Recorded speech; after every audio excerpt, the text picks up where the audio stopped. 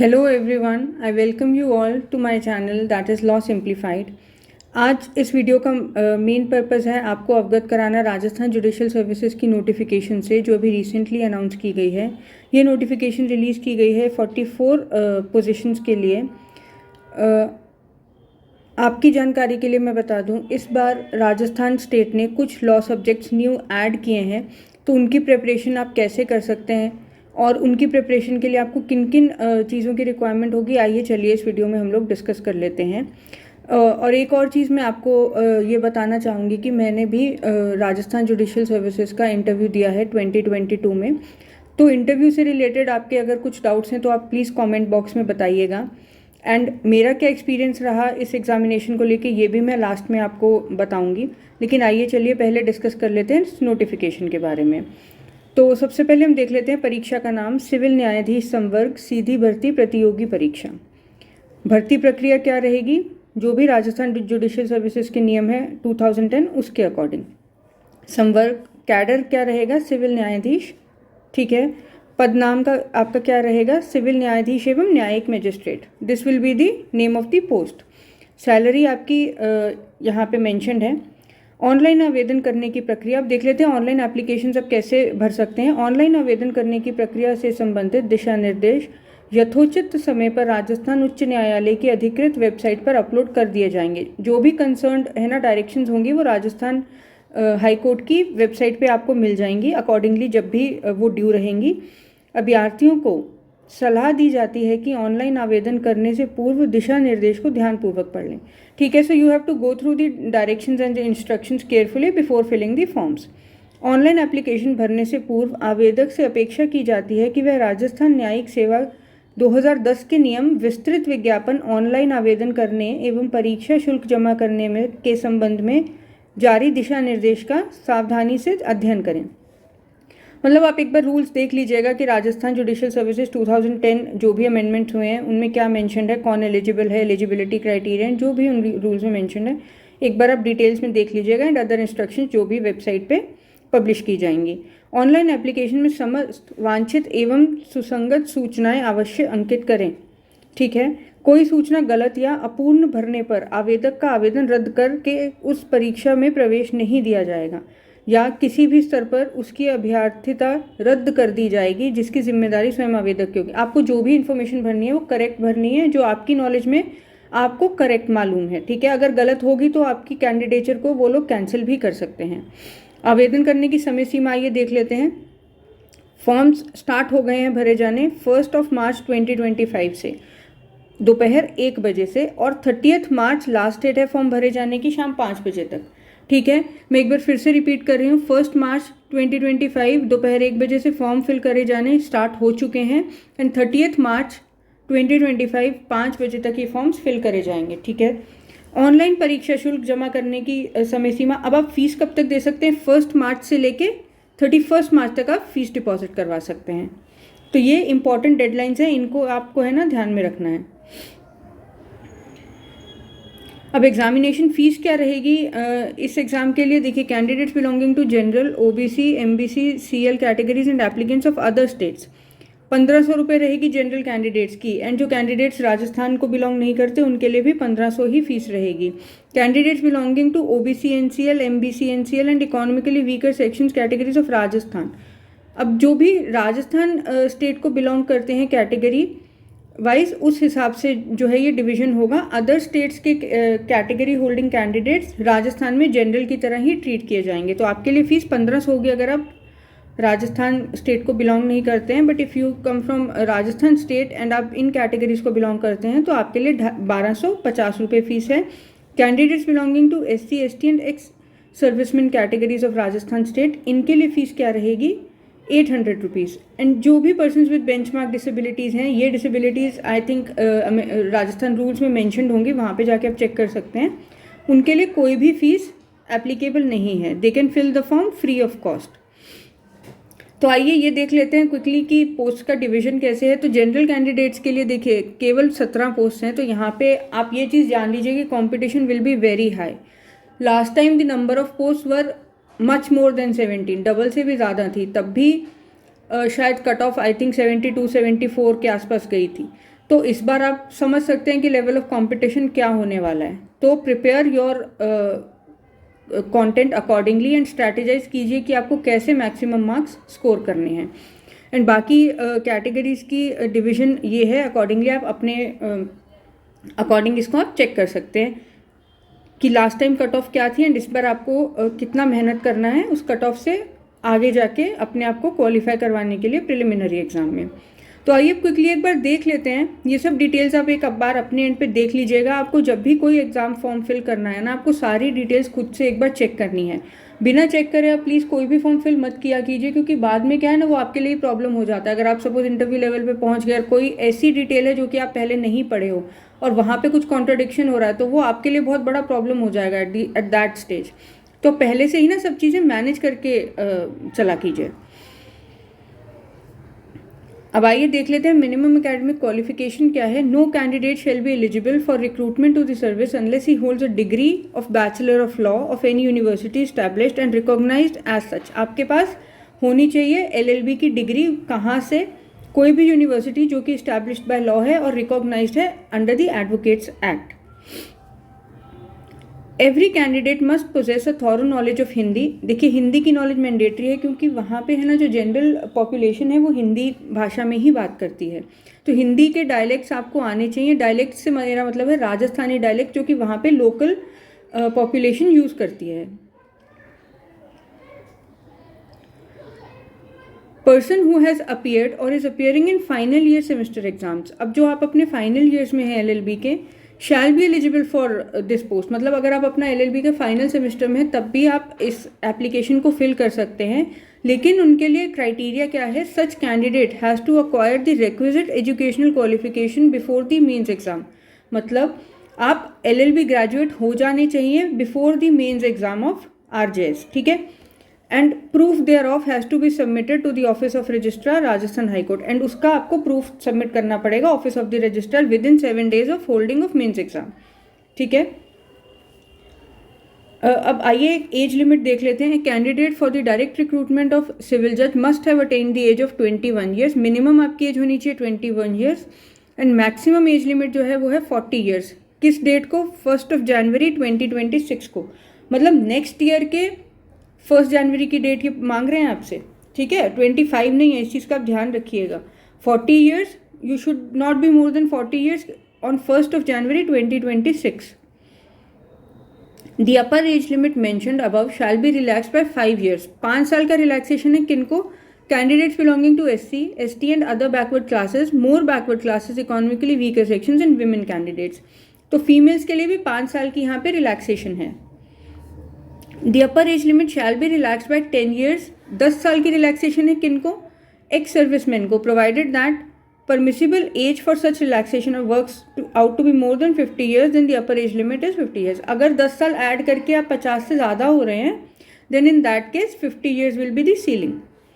Note, the above relaxation in age will be admissible only in 1 category. आप एक ही category है ना select कर सकते हैं। The upper age limit shall be relaxed by 5 years in case of persons with benchmark disabilities. Such age relaxation shall be in addition to the age relaxation already provided for different categories. अब देखिए, अगर आप candidate है with benchmark disabilities तो आपके लिए एक add on ये है कि आपको, अगर आप किसी स्पेसिफिक कैटेगरी को बिलोंग करते हैं, तो जो बेंचमार्क डिसेबिलिटीज़ को एक अलग से सीलिंग प्रोवाइडेड है 5 ईयर्स की, वो ऐड होगी आपकी कैटेगरी एज लिमिट में। मतलब अगर आपको 5 साल का ऑलरेडी रिलैक्सेशन प्रोवाइडेड है अंडर सपोज OBC कैटेगरी, तो आप इसमें और 5 साल का रिलैक्सेशन लेके, है ना, 10 साल का टोटल रिलैक्सेशन आपको अलाउड है if you are a person with benchmark disability. अब ये सब डिटेल्स एक बार आप अपने एंड पे देख लीजिएगा, क्योंकि मेरा इस वीडियो का पर्पस है आपको बेसिकली इन्फॉर्म करना इस चीज़ से कि एग्जाम में इस बार कौन से लॉ सब्जेक्ट्स ऐड हुए हैं एंड आपको अपनी स्ट्रैटेजी कैसे बनानी है। तो आइए देख लेते हैं इस एग्जाम के part. This exam of the civil जज शैल कंसिस्ट ऑफ 3 स्टेजेस। इसमें क्या रहेगा? प्रिलिमिनरी जो ऑब्जेक्टिव टाइप रहेगा, मेंस एग्जामिनेशन जो सब्जेक्टिव टाइप रहेगा एंड इंटरव्यू।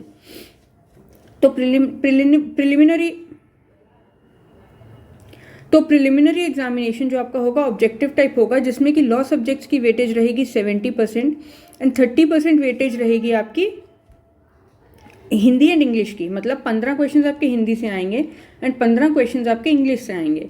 तो बेसिकली राजस्थान का सिलेबस ऐसा है कि जो भी मेंस का सिलेबस है लॉ 1 लॉ 2 का, है ना, वो दोनों कंबाइन करके आपके 70 मार्क्स के आएंगे इन प्री, एंड 30 मार्क्स की आपकी हिंदी एंड इंग्लिश आएगी, जिसमें कि 15 हिंदी के क्वेश्चंस रहेंगे, 15 इंग्लिश के क्वेश्चंस रहेंगे। एग्जामिनेशन की ड्यूरेशन रहेगी 2 घंटे। The preliminary examination shall not be counted for determining final merit. जैसे कि हर जगह होता है, प्रिलिमिनरी एग्जाम में जो भी आप मार्क्स स्कोर करेंगे वो आपके मेन मेरिट में काउंट नहीं होंगे। तो let us quickly jump towards the syllabus of Hindi and English subjects. देखिए लॉ 1 लॉ 2 जो मेंस में है वो सेम सिलेबस रहेगा, वो अभी हम देखते हैं, बट हिंदी में ये सब पोर्शंस आपको कवर करने हैं। All this you have to cover, मतलब शब्द रचना, तत्सम, तद्भव, देशज, विदेशज, संज्ञा, सर्वनाम, विशेषण, क्रिया, अव्यय, शब्द ज्ञान आपको होना चाहिए, पर्यायवाची, विलोम, ये सब शब्दों का, ठीक है, व्याकरण, परसर्ग, लिंग, वचन, पुरुष, काल, वृत्ति, मतलब इन टोटल आपको इन सब की नॉलेज होनी चाहिए, क्योंकि प्री में क्वेश्चंस कहीं से भी आ जाता है एंड प्री में आप अफोर्ड नहीं कर सकते मार्क्स गंवाना क्योंकि आपने सिलेबस कंप्लीट नहीं किया। दैट इज़ अ वेरी, मतलब आपके लिए बहुत भारी पड़ेगी वो स्ट्रैटेजी। इंग्लिश में ये है आपका tenses, articles and determiners, phrasal verbs and idioms, active and passive voice, coordination and subordination, direct indirect speech, modals, antonym, synonym, ठीक है। तो इसमें से कुछ भी पोर्शन आपको नेग्लेक्ट नहीं करना है, आपको है ना इनको गो थ्रू करना है थॉरोली। एंड एक बार इसके लिए मैं सजेस्ट करूंगी आपको क्या प्रीवियस ईयर पेपर्स जरूर देखिएगा 10 ईयर्स एटलीस्ट राजस्थान स्टेट के, एंड इंग्लिश हिंदी का पैटर्न आप ऑब्जर्व कीजिएगा उससे, and then accordingly strategise your preparation of the language. तो चलिए अब चलते हैं मेंस एग्जामिनेशन की तरफ। The mains examination shall consist of the following subjects. अब देखिए देख लेते हैं इसमें कि कितने पेपर होंगे मेंस में आपके तो मेंस का ऐसा रहता है स्टूडेंट्स, जब मैंने दिया था मेंस तो एक दिन में 2 पेपर होते थे। फर्स्ट हाफ में होता था लॉ का पेपर, सेकेंड हाफ में आपका लैंग्वेज का पेपर होता था, देन फर्स्ट हाफ में अगले दिन फिर से आपका लॉ का पेपर होता था एंड सेकेंड हाफ में आपका लैंग्वेज का पेपर होता था। तो लैंग्वेज के पेपर में बेसिकली मेंस में एस्से राइटिंग रहता है, 3 एस्से आए थे मेरे टाइम पे। अब ये पैटर्न चेंज हो सकता है डिपेंडिंग अपॉन जो स्टेट डिसाइड करती है, बट मोर और less it will be similar. I think 3 एस्से आए थे, 2 एस्से 15 मार्क्स के थे, 1 एस्से 20 मार्क्स का था, एंड लॉ पेपर 100 मार्क्स का रहता है, civil law, criminal law, basic ये डिवीजन रहता है, ठीक है। तो आइए देख लेते हैं डिटेल्ड सिलेबस। अब मैं जो आपसे बहुत इंपॉर्टेंट चीज़ डिस्कस करना चाहती हूँ ना वो ये है कि इस बार कुछ सब्जेक्ट्स ऐड हुए हैं। Let us quickly jump towards that. Law paper 1 जो कि हमारा सिविल लॉ का पेपर रहेगा, उसमें हमारे सब्जेक्ट्स रहेंगे CPC, constitution, BSA and the Indian evidence act. अब देखिए यहाँ पे अगर BSA and Indian evidence act mentioned है तो मतलब आपको दोनों ही एक्ट्स को तैयार करना है, दोनों ही एक्ट्स के प्रोविजंस आपको तैयार करने हैं, दोनों ही एक्ट्स में क्या डिफरेंसेस हैं, क्या मतलब ऑब्सोलीट कर दिया गया है भारतीय साक्ष्य अधिनियम में एंड इंडियन एविडेंस एक्ट में क्या चीज़ें थी, वो सब है ना एक मतलब डिफरेंस देखते हुए उस एस्पेक्ट में आपको अपनी प्रिपरेशन रखनी है। एंड सिमिलरली आपको है ना प्री के लिए भी दोनों ही एक्ट्स तैयार करनी है। यहाँ पे आप है ना चूज़ नहीं कर सकते। अगर स्टेट मेंशन कर रहा है कि दोनों एक्ट्स को इंक्लूड कर रहा है आपके सिलेबस में, देन यू हैव टू है ना अबाइड बाय दैट। तो एक तो यही सब्जेक्ट ऐड हो गया आपका बीएस से, ठीक है। ये सिविल लॉ है, the limitation act, specific relief act, transfer of property act, interpretation of statutes, Rajasthan rent control act. तो यहाँ तक देखिए सिलेबस ना प्रीवियस ईयर एग्जाम में भी था, बट अभी जो चीज़ें ऐड हुई हैं वो मैं आपको बता दूँ। हिंदू लॉज, लास्ट टाइम ये हमारे सिलेबस का पार्ट नहीं था, ठीक है। Rajasthan court fee act and valuation of suits act, ये भी नहीं था हमारे सिलेबस का part. Rajasthan land revenue act, partnership act, sale of goods act, the registration act, Mohammedan law, है ना। तो ये सब भी हमारे सिलेबस का पार्ट लास्ट टाइम नहीं था। तो अभी ये जो न्यू एडिशंस हुए हैं लॉ के पेपर में, तो इसके लिए मैं आपको सजेस्ट करूँगी कि सबसे पहले आप है ना प्रीवियस ईयर पेपर्स उन स्टेट्स के देख लीजिए एक बार जिन स्टेट्स में इन सब्जेक्ट से क्वेश्चन आते हैं। अब राजस्थान के लोकल लॉज अगर आप मुझसे पूछेंगे तो इसके लिए मैं आपको ये सजेस्ट करूँगी कि 5 से 6 साल पहले राजस्थान बहुत सारे एक्ट्स इंक्लूड करता था अपने सिलेबस में। तो इन केस अगर ये एक्ट्स उस टाइम इंक्लूसिव थे पेपर में, तो आप तब के राजस्थान के प्रीवियस ईयर उठा के देख सकते हैं कि कौन से सेक्शन से क्वेश्चंस पूछे जा रहे हैं, एंड उन सेक्शंस को आपको प्रायोरिटाइज करके अपनी प्री की स्ट्रैटेजी डिज़ाइन करनी है, ठीक है, बिकॉज प्री एक ऐसी स्टेज होती है जहाँ पे कुछ भी पूछा जा सकता है, उसका कोई डिफाइंड सिलेबस नहीं होता। तो उसके लिए आपको जब स्ट्रैटेजाइज करना है तो उसके आपको रिक्वायरमेंट पता होनी चाहिए कि हाँ भाई हमारे फोकस एरियाज क्या होने चाहिए, बट आपको कुछ इग्नोर नहीं करना। You should be aware about, मोटा मोटा आपको ऊपर से सब चीज़ें पता होनी चाहिए, है ना, ताकि आप ऑप्शंस देख के चाहे तो एलिमिनेशन मेथड से या फिर आप रिकॉल करके किसी भी वे से आप एक करेक्ट ऑप्शन सिलेक्ट कर सकें। अब देखते हैं पेपर 2, ये आपका रहेगा क्रिमिनल लॉ का पेपर। इसमें क्या सब्जेक्ट्स रहेंगे, देखिए दोस्तों, भारतीय नागरिक सुरक्षा संहिता CRPC, तो ठीक है दोनों एक्ट्स इंक्लूड हो गए, ये तो आपका नया हो गया। दी भारतीय साक्ष्य अधिनियम, ये BS से आपका इंक्लूड हो गया। इंडियन एविडेंस एक्ट, ठीक है, this was a part of the syllabus पहले भी। भारतीय न्याय संहिता, ठीक है, BNS ऐड हो गया। इंडियन पीनल कोड आपका पहले भी था।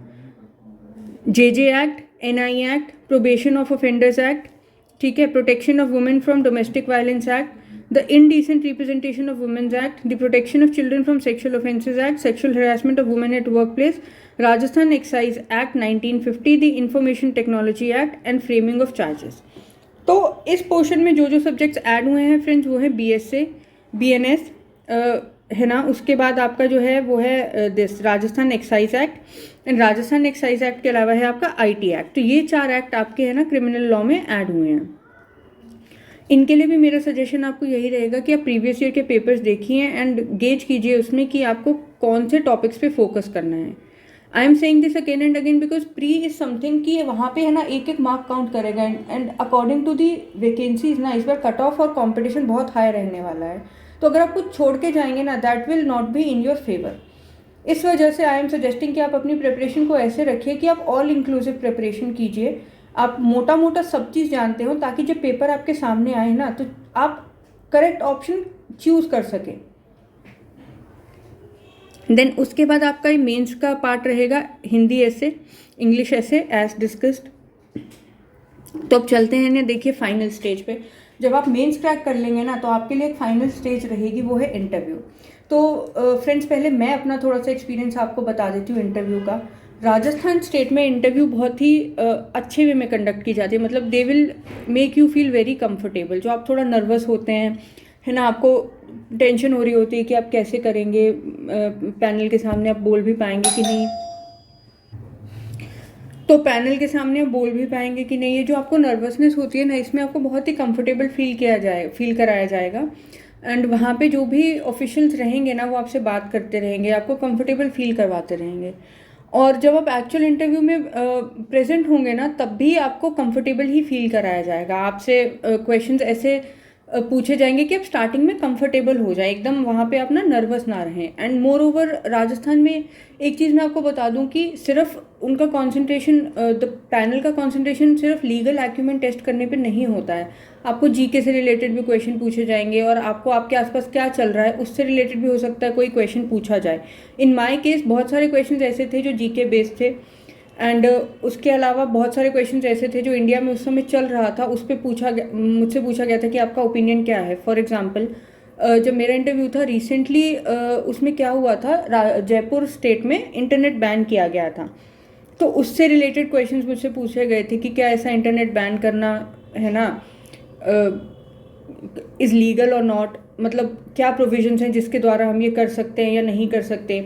तो आपको इंटरव्यू के लिए ना एक होलिस्टिक अप्रोच रखनी है। केवल लॉ पढ़ के आप जाएंगे तो आई वुड नॉट से कि that would be a good strategy for interview. Interview के लिए आपको थोड़ा है ना होलिस्टिक अप्रोच रख के राजस्थान की लोकल जीके आपको है ना पढ़नी पड़ेगी, एंड उसके अलावा आपके आसपास क्या गतिविधियां चल रही हैं उनसे एनालिटिकल क्वेश्चंस आपको खुद से सोच के उनके आंसर्स आपको प्रिपेयर करने पड़ेंगे।